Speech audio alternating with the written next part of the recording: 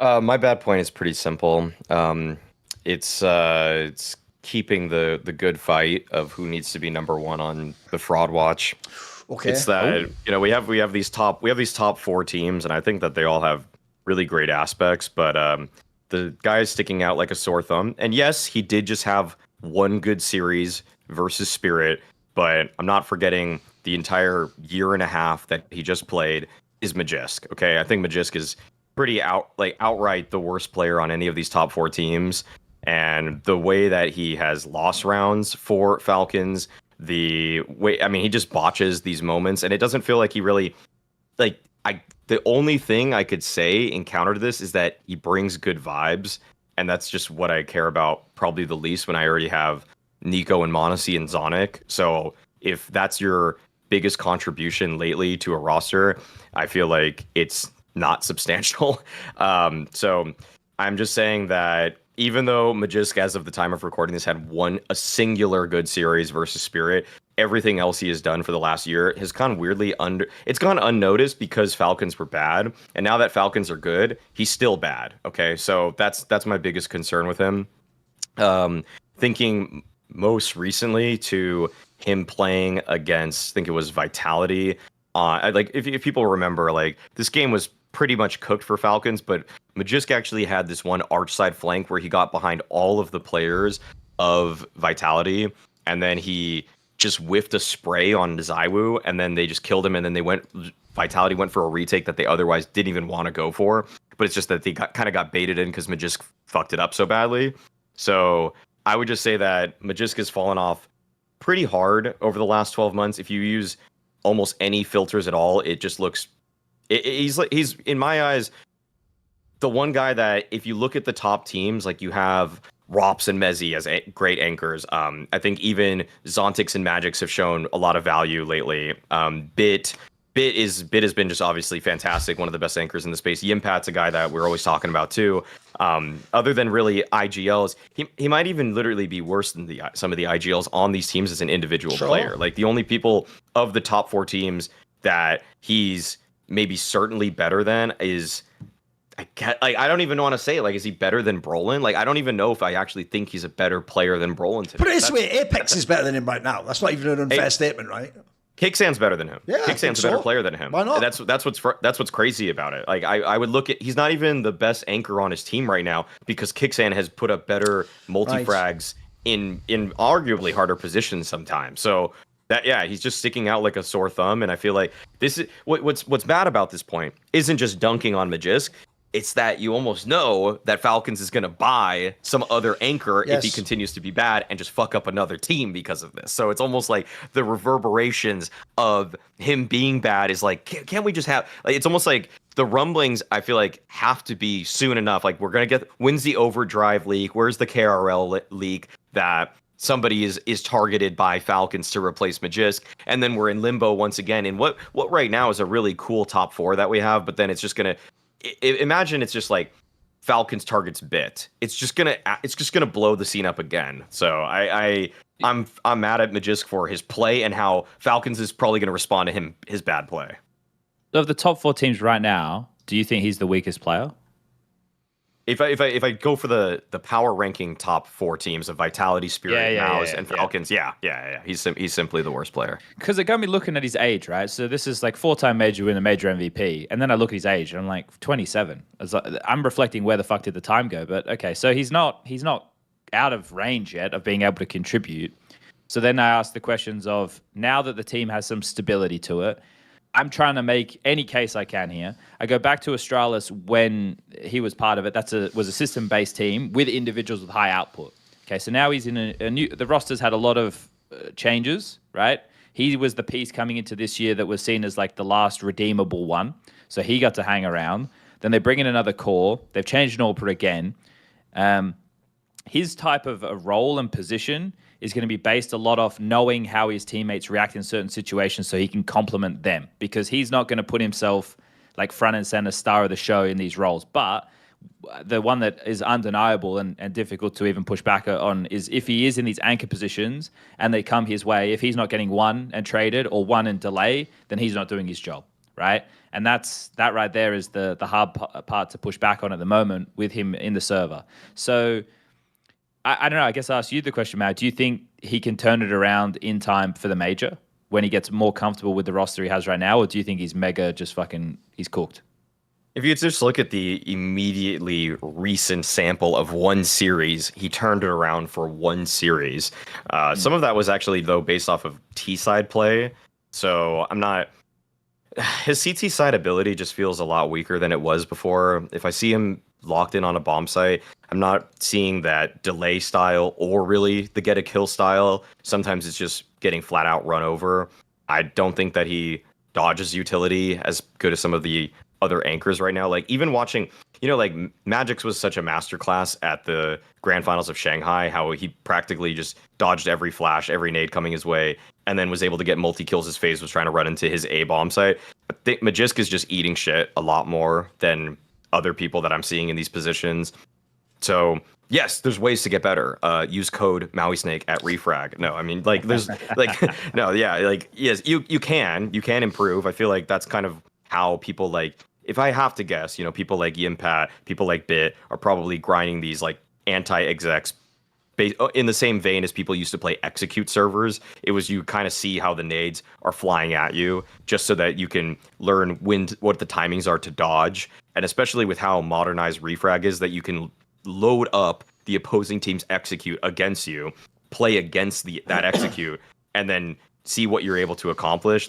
He should be able to get better, but it's been a long time of him looking even remotely good. So yeah, no, I mean, the chance he turns it around, again, it's a fraud watch, not calling him a fraud. Okay. So there is a percentage chance that he can turn it around. Maui, the problem you have when you say that, mate, is even though I know what you mean, nobody who's being put on the fraud watch will accept your terms. No, I'm just examining. Put it this way, let me give you a little food for the thought. Imagine if what you were saying was, this is going to be a whore watch. You're like, now I'm not saying you're a whore, I'm just saying you're a candidate to be a whore, and we will now examine whether you quite become a whore or not. I imagine, Maui, whether you said they were a whore or not at the end, they might get offended by that, believe it or not. So, I think my reframe helps people understand why. Sadly, to them, Maui, you are saying they're a fraud. To the player and the fan, they're going to think you're saying he's a fraud. I'm sorry. It's why everyone did actually overreact. Technically, I'll even say this, because I know people are wrong on this. I've looked it up. People told me that Richard said Zonic is a fraud. No. He said, he's on fraud watch like you, and then he meant he was a fraud in Falcons. He didn't mean what the pleb on forums do, which is oh my God, you mean secretly the whole time Zonic never did anything in Astralis and Vitality? That take is the most crazy out there take I've ever heard. But no, that's true. The fraud watch thing, the word watch is doing a lot of load bearing there, and I'm not sure everyone I think once they hear fraud, they don't hear the second word.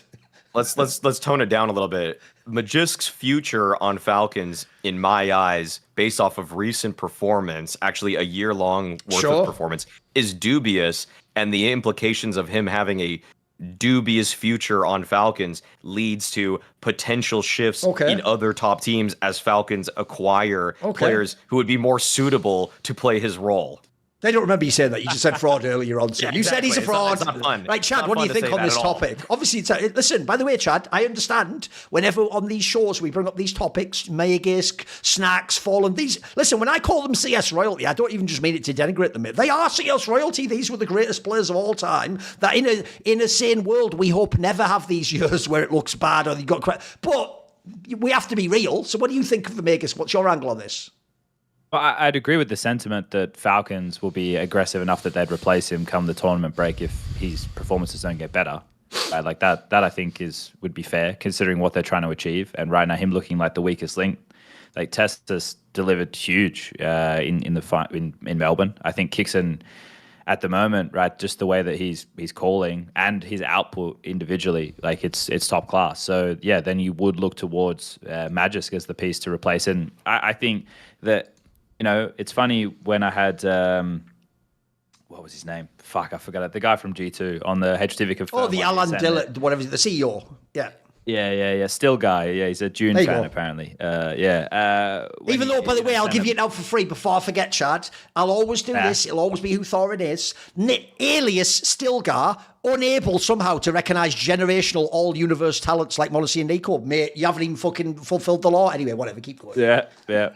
He didn't have. You didn't even do the Illusion Algaib. He looked at Nico and went, we've got plenty more Nikos. Bring in another Nico. Like, that's Paul Atreides, you mad fuck. Anyway, whatever. It's all good. Not triggered by that at all. Don't worry. I think that he said that Ilya wouldn't help them, like, I guess, reach out to players to help build the team.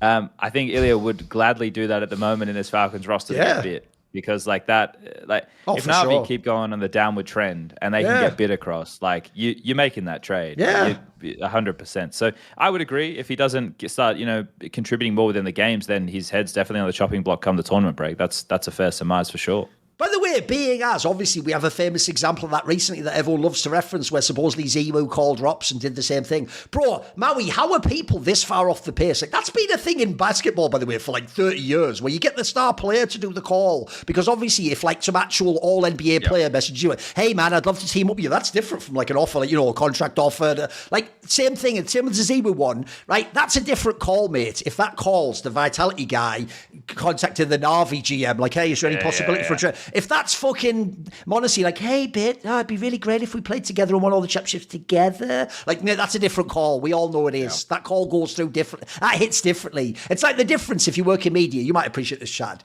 It's very different if you say to a player, want to come on my podcast? They go, sure, I'll reach out to the org. I'll arrange it and I'll be there on Tuesday. If they go, you can email my PR guy, that means they don't want to come on, mate. You know what I mean? Like, it's very different when they send the email, when you fucking send it, and then you just get that like out of the office thing, like, fucking hell. And then it's just like a way to fob you off, innit? So, just how it goes.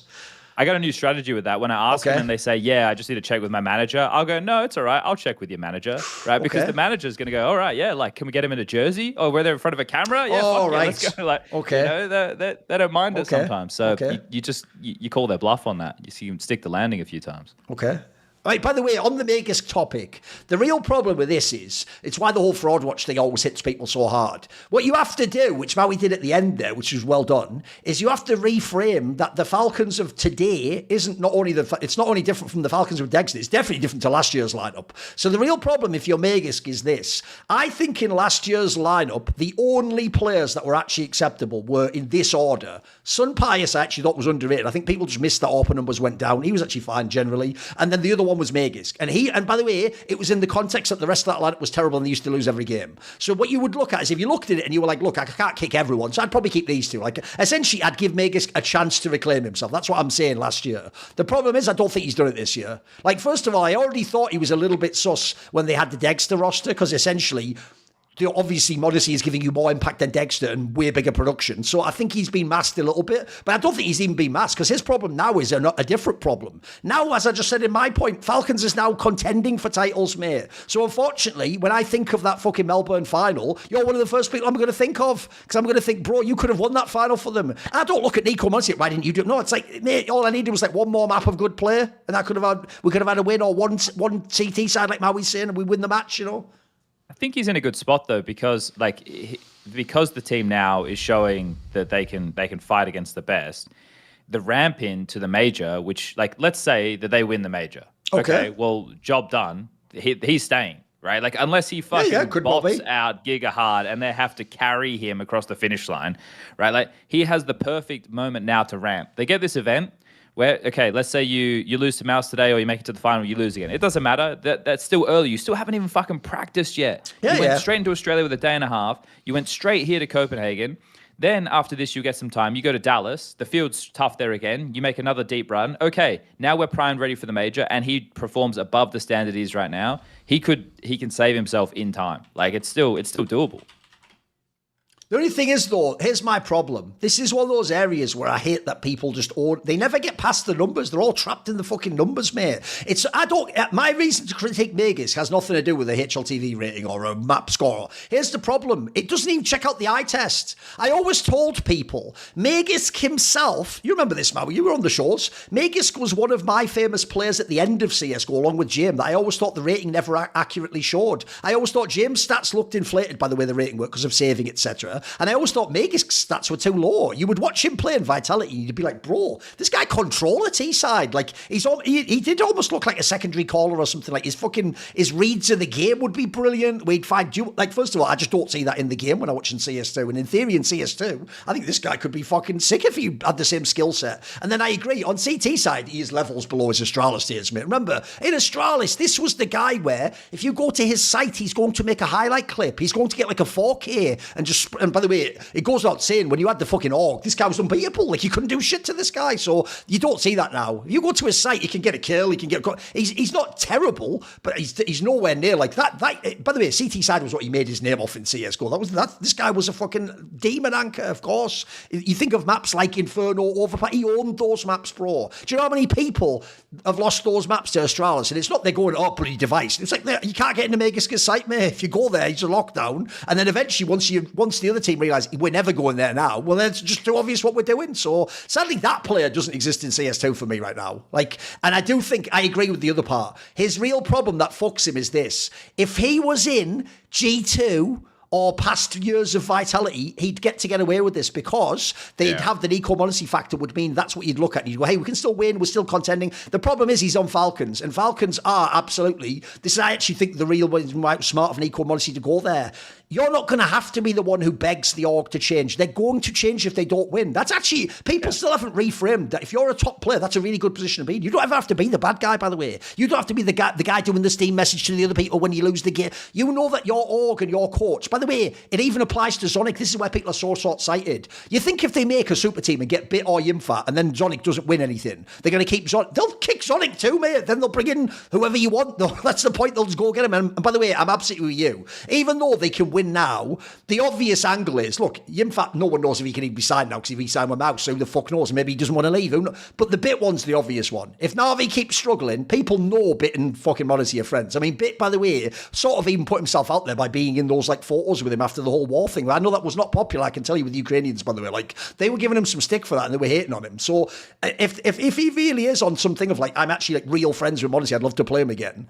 I mean, you don't say no to that. I don't care. Even if you win the major, mate, if that team moves there, you do it. You know what I mean? Because that's how you win the next major too. Mm-hmm. So I'm with you. I think that's a good one.